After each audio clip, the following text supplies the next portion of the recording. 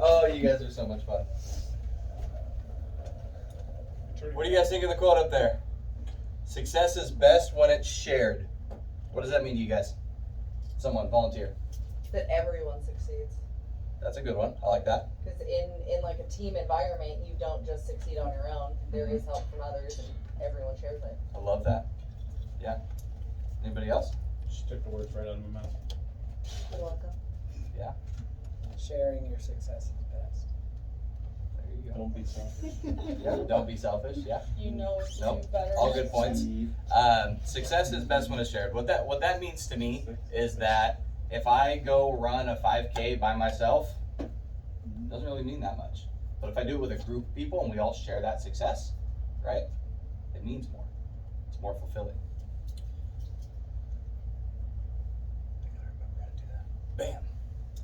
So I want to start off by talking the bonds that we create together here as a team. Says there's not a measurable amount of time for a bond to be created. Bonds are measured in the quality of time and the effort that we collectively put towards each other. So if I were to tell you that I met a really cool girl, I went out with her last week, we had a great time, and I'm going to propose, we're going to get married. Bam, red flags just went on for everybody, I was gonna say, I'll talk right? to wife. Almost immediately, okay? Because somewhere, somehow that we know that a bond that strong cannot be formed in a week. But yet on the other side of that spectrum, if I told you I've been with this girl for 7 or 8 years and I'm finally thinking about proposing, then you're like, well, that's been a long time, right? So there's no measurable amount of time or there's not a deadline to how we create bonds and what strengthens them, but somehow that we know it's somewhere between 1 week and 7 years to get married. So it all comes down to small efforts that we make towards helping each other, and biologically, that makes us feel better. Helping other people makes us feel better. A quote down at the bottom here that I really liked: money is a redeemable commodity, but time is an equal commodity. That's what we all have an equal amount of. So bonds are not necessarily strengthened by, hey, you did a great job today, Rick, I'm going to pay you a little bit extra on the side. But yet if I decide that I'm going to come and spend my time with you to help you build something, that means more than just getting a little bit extra money, because time is equal. We share that, and biologically we understand that. This is an apple tree out in the middle of a field. Right? You can tell because of the way it is. I love that. Humans, us by nature, we're creatures of vision, right? Everything that we have, everything that we do, is all based off of a vision that we have. So what do you guys think of when you see one little tree in the middle of a field? Solidarity. I think it's a tree in the field. Okay, solidarity. Peace. Even though it might suck. Peace. The start of food.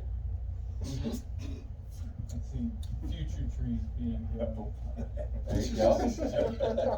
So let me change the perspective here, okay? You've been working all day. It's humid outside. You haven't eaten anything all day. And you're on your way back to your truck, which is a quarter mile of away, and you look to your right and you look up the hill and that's what you see. Okay? Right? You start to get hungry. So your mind sets a goal. I'm gonna get to that tree. I'm gonna get an apple and I'm gonna enjoy something to eat. So every step that you take towards that tree, your body releases a little bit of serotonin. Take another step, get a little bit more serotonin, until you get all the way up to that tree and you take a bite of an apple. There's a sense of fulfillment that you get because you set that goal, even though it may not have been structured, but you knew that if I get to that apple tree, I get an apple. And every step that you took towards that, you built and built and built and built, and you were able to feel fulfillment at the end when you got to take a bite of that apple. You wouldn't get that same fulfillment if somebody was up there and said, hey, you want an apple? And they tossed it to you, right? It might cure your hunger, but what did you really get out of it? Did you have to work for it? Did you have to take steps for it? Right? There's a level of fulfillment that you won't get from it. Does anyone know what the shopping cart theory is? Yes. Yeah? I put it away. Explain. Yep, there you go. I put the Yeah. card away. Yep. So for those of you that don't know, The shopping cart theory is a theory that there is no law anywhere that says that you have to put a shopping cart away. Nothing bad's gonna happen to you if you don't. No, but you're just But- rude if you don't. I'll tell you what, when you unpack all your groceries into your car and you grab your shopping cart and you take it 10 spaces away and you put it away and you're walking back to your car, you feel like everyone's watching you. Right? This is great. Everyone just watched me do a good thing. You know it's a good thing and you feel better about it. Right? Amazing theory. I thought it was, you have anything to add to that? I thought it was very clever. No, Actually. that's it. I think you hit all the big points. There's no inherently good or bad thing about it. The world's not going to fall apart if you don't put the card away. Amen.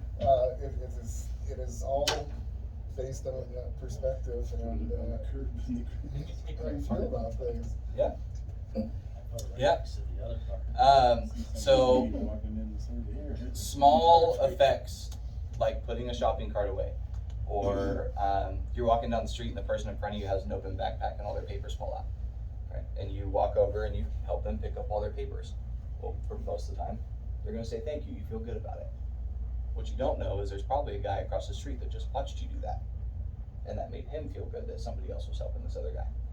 So when you're helping people, it's contagious, right? It releases serotonin and it makes you feel good, and it makes other people notice it, and then it's kind of like pay it forward, right? You do something good for someone, they do something good for someone else, and something good for someone else, and it just grows. So teams, we're gonna switch it up from biology a little bit and talk about teams. So when we set a goal, right? We want to lose 100 pounds, and you go to a gym. Do you see your results on the first day? Yes. Mm-mm. You do? It just depends on how long you're there. It doesn't. Yep, second day you're sore, right? But if you can't stand in the mirror and see a visible result, but somehow you know that if you keep doing it, you're eventually going to get to your goal, even though you don't see those results immediately, right? It's been, there's been studies and it's been proven that shorter times of exercise throughout a longer period is healthier for you than long periods of exercise over a short time. So, and like Adam said, it's all in your perspective, right?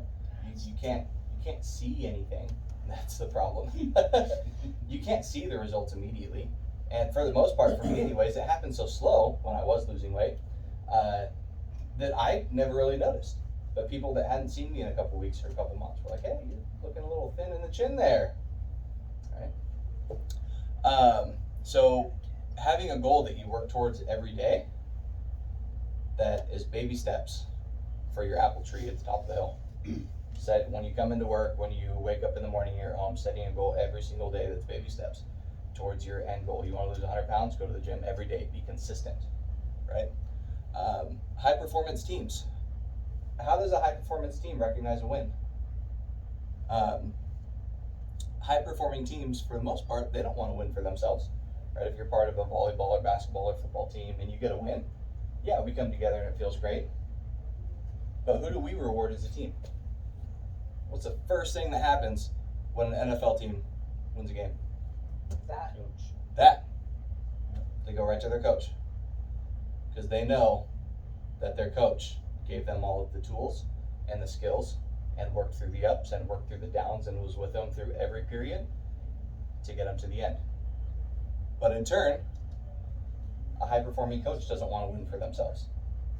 No coach is out there boasting about, I did all this and I put all this together and all these guys wouldn't be where they are without me. High-performing coaches and leaders, you don't hear that from them. They're in it for you. We're in it for you. We want to grow you so that you can succeed. So it's, in turn, them helping others so that others help them. So now, I want everybody to stand up. This is going to be fun. I love this part. You got to be on the ground though. Well, it says find a spot in the room. Yeah, find a spot in the room to stand. Okay. Now I want everybody to take 5 steps. Okay, let me know when you're done. I actually think that's fine, but sorry. Everyone's there? Okay, so let me ask you guys a couple questions. When I asked you to take 5 steps, did you know where you were gonna step to? Adam, yes. I did. Anybody else, did you know where you were gonna go? Yeah. I still have homework, I don't have direction. Yeah? Yeah. So, did you guys bump into people along the way? No. No? You didn't find that your path was gonna cross somebody else's? No, Right. could've. That's what Aaron got. Yes. He's gonna run me over. Did anyone get to the goal they set before they took their first step? No. A couple of you guys? 5 steps Come to and the then fall over. Right. So, let me get 2 volunteers. Don't all raise your hands at Ethan, once. okay, Adam, both of you guys come step right here. And all of you guys go ahead and step to the sides. So,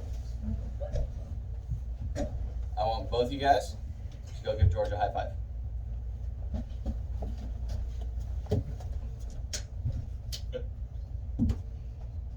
You see the difference about what happened there? I gave you guys a goal, right? You even competed for it a little bit on your way, right? But it didn't matter that you were standing right here and there was a table in your way, or a chair in your way, or other people in your way. And you weren't even looking at this as you went by.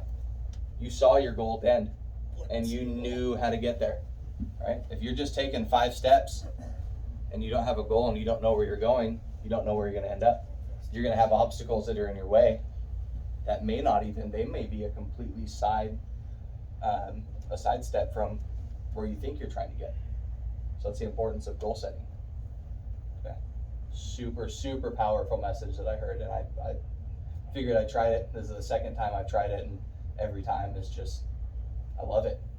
It's such a good analogy for forecast. Look at where you want to be and rely on your coaches and your leaders to help you get there. Okay. Any input? What do you guys think of it? I'm surprised neither one of them went over the table. Once we did it with Fede, I set 2 chairs up in front of Fede, and he just wiped right through them, like they weren't even there. Yeah. Yeah. Anybody else? Any other feedback? There's a judgment call there. There's a risk reward in that situation. Yeah.